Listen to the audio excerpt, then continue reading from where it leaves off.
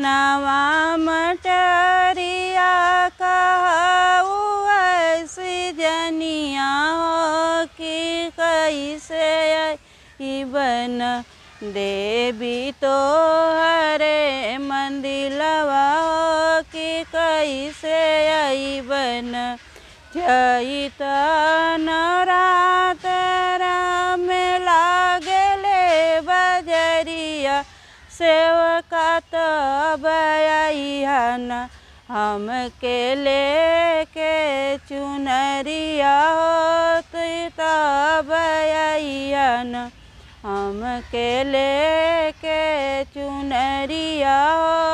तब अइहन चनवा मटरिया कहू ऐसी जनिया हो कि कैसे अइबन मैया तो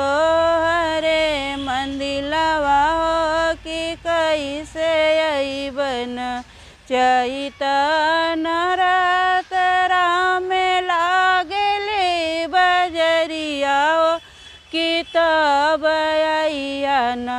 सेवका टिकवा लेके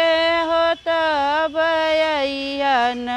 सेवका टिकवा लेके हो तब अइहन चनवा मटरिया कहू ऐसी जनिया हो कि कैसे अइबन मैया तो हरे मंदिलवा हो कि कैसे अइबन चैत नवरात्र में लागले बजरिया कि तब अइहन सेवका नथिया लेके हो तब अइहन सेवका नथिया ले हो तब अइहन।